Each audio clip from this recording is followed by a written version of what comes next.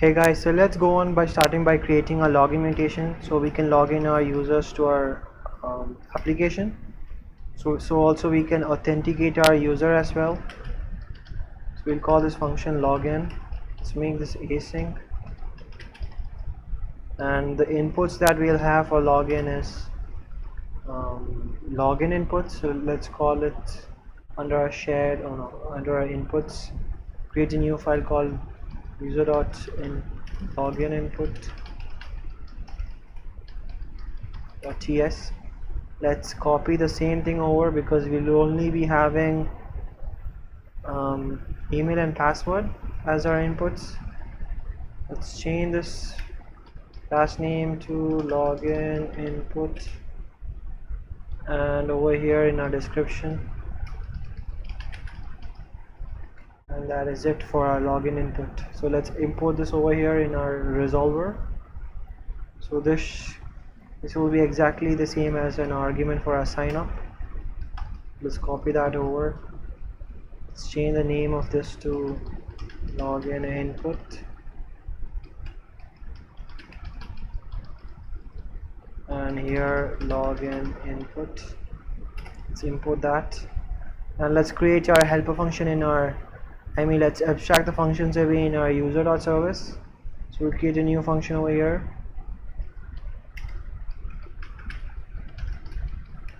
and the inputs that we'll have is exactly the same. So login input is coming from login input,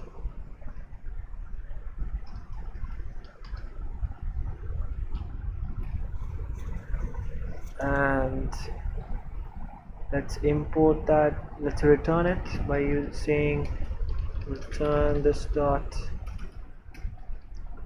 user service dot login is the function that we have created, and let's pass in login input. Now we can concentrate in user.service.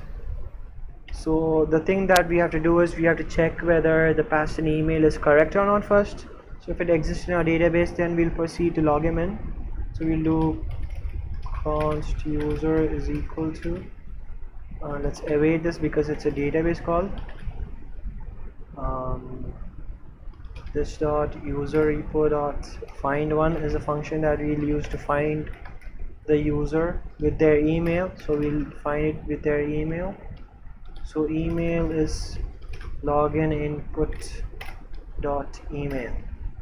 So if there was no user, that means the email that he has given us is invalid. So we'll return an error response. So we'll return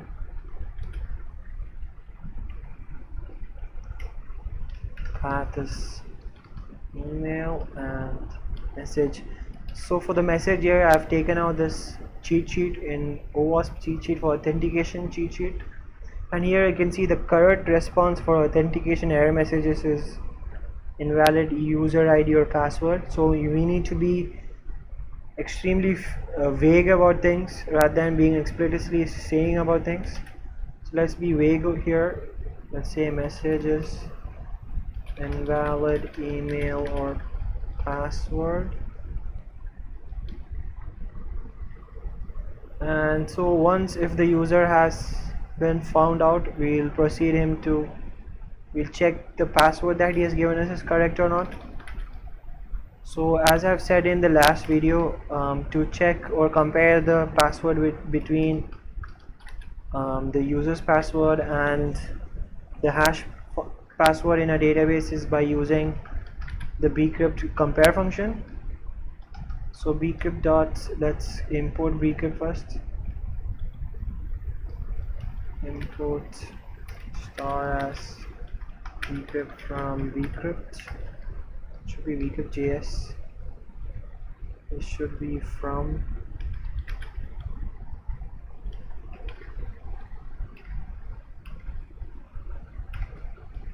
so bcrypt.compare is a function, and the string is the password. So we'll get that from login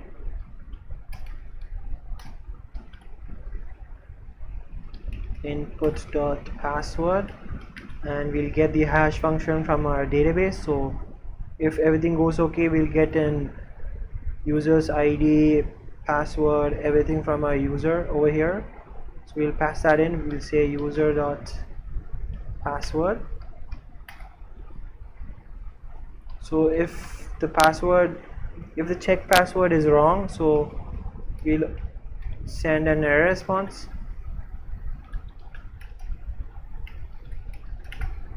We'll return the same kind of error response.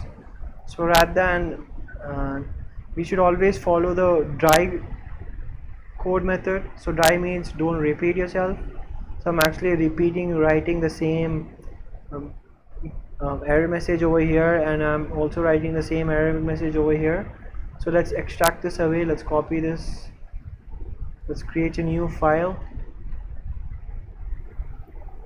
here under our shared. Let's call it error message. But yes, let's export const error.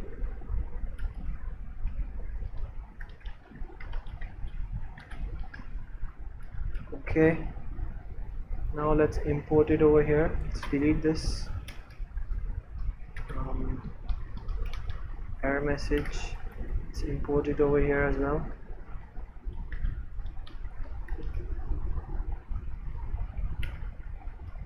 Error message, and let's import it over here as well.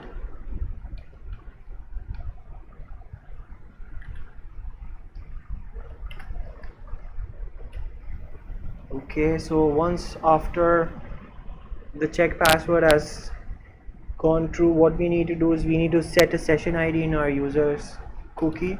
So what essentially a cookie is a piece of text. It's a piece of text that is stored on the user's computer. So on every browser's request, we'll be sending the piece of text to from our user's HTTP request. So what a session is essentially, rather than constantly changing information via cookies, we can send a unique identifier called session ID, and we can extract the user's ID through the session ID, and we can persist the user by using this cookies. So to doing this, we'll be using this library called express session. So because we are using Nestjs, it defaults to Express framework, so we can use this library called express session. So let's install this first. So yarn add express session, and we also need to install the types for express session. So yarn add at -d at types /express session. So if we go back here, we need to import session from express session. If we scroll down, you can see they're using app.use session. Let's copy this, and we are getting the app from our main.ts. Over here you can see we are getting the app. So let's paste this over and let's import session.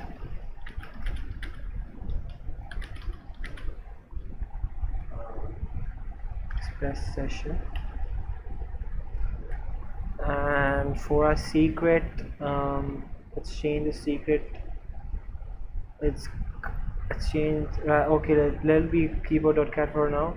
For resave, it should be false, and for save uninitialized should be false as well, because we will be using the touch method, and the secure should be false as well, just for now, and HTTP only should be true,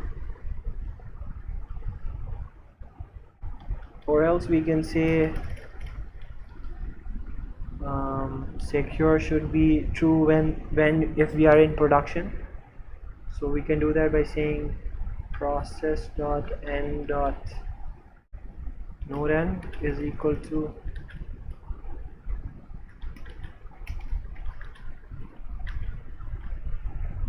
production. So if it's in production, the secure will be true, and we'll be sending the cookie only through HTTP. Let's I mean, it's better to extract this secret key to a constant variable over here. So in our constant, so let's create a new export.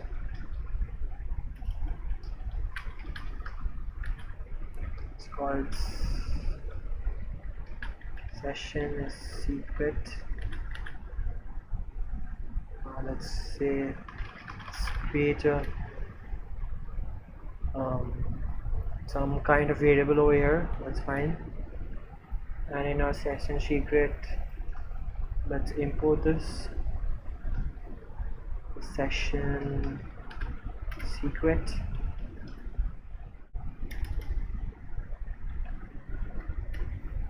Okay, so we can also specify a name. So let's say voting app for this.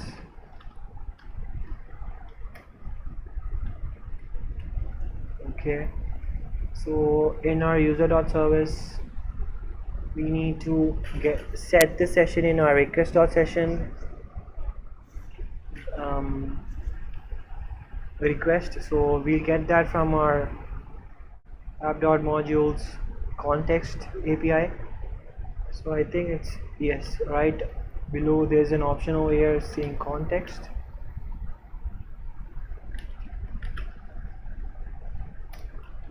So requests, and we'll be returning requests, and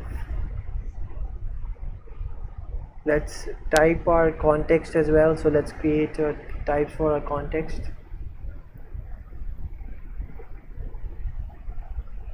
So let's create a new file over here, folder over here saying types. Let's call the file name my context. Export interface my context. It's a request, so we'll get that from express request.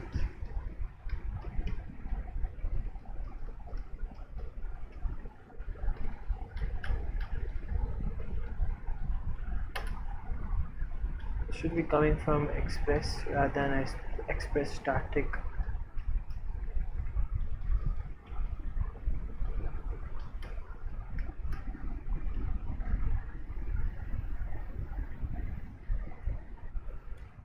Okay, so I have created an interface for our context called my context. So in our user.resolver we can get that context variable context request by saying at context here, and say context is getting the interface from my context. So we can send that context dot request. So as you can see, it has suggested us for ctx dot request type suggestion. So in our user.service we will import request here, and we'll say request is coming from express.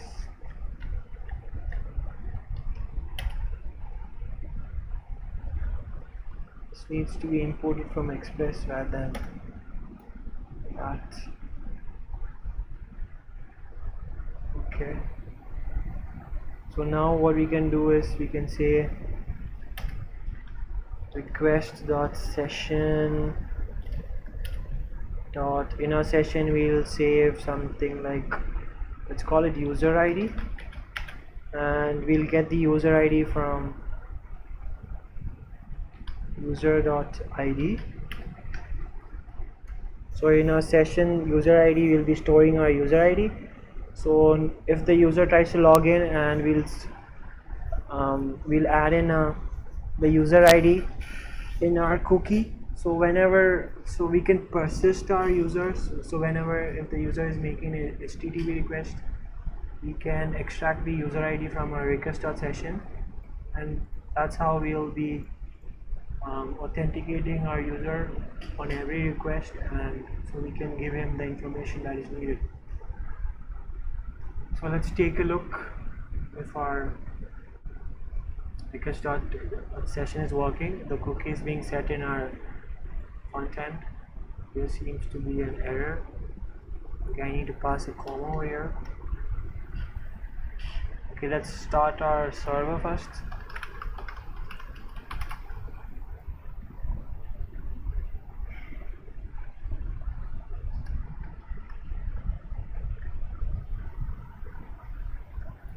So I need to change this config file over here because I've been dropping my schema whenever a server is getting started. So right now in our database there's nothing. So let's restart a server again.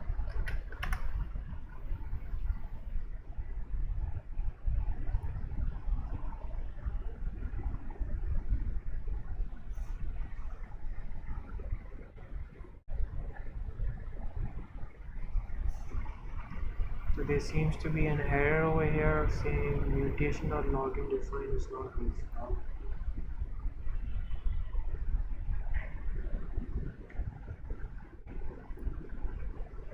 Okay, so the thing is we haven't actually returned what our mutation is returning. Let's say essentially it's returning the same error response like the last sign up mutation. So we'll say error response, and what is nullable as well. And here in our login function return, we'll say promise. It's returning error response. It's area of error response or no. So in our user.service, say our login function is also returning the same thing.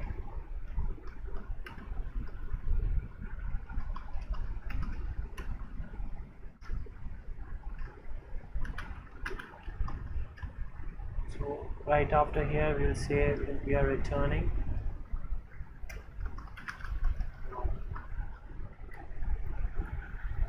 Okay, let's try to restart our server again. It seems like everything is going fine now. Let's create a new user. Let's create a new mailbox email.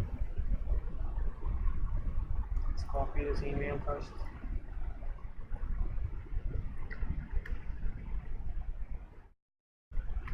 So we also need to say in our settings over here for playground, we need to set this to include. In request.credentials, we need to set this to include. So in our sign up, let's change this to Meena. Username is Meena. Okay, let's press the play button now. Okay, let's take a look in our database.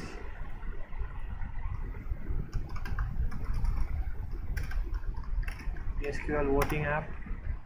Select star from users.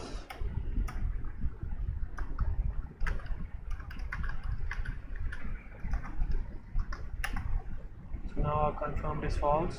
Let's go back, check this over here. Confirm email. So the thing is, actually I've forgotten to write to check whether our email or the login has checked if our confirmed is false or not. So let's do that here first. So right after the email is correct, what we'll do is we'll check whether if user.confirm is equal to false.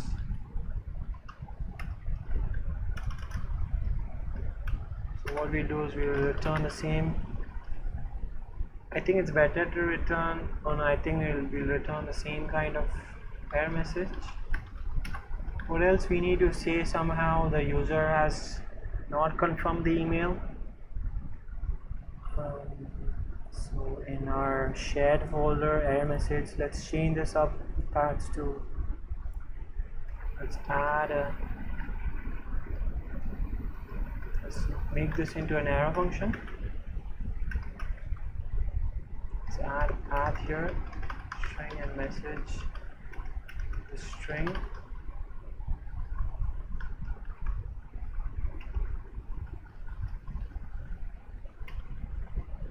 Okay, so now in our error message for our user we'll say email is the path and the string is invalid email or password, and for our check password as well it's the same thing. Let's remove that over here, and in our confirmed email it is email and we'll say confirm email. Okay, so in our user exist as well we'll do the same thing, email invalid email or password.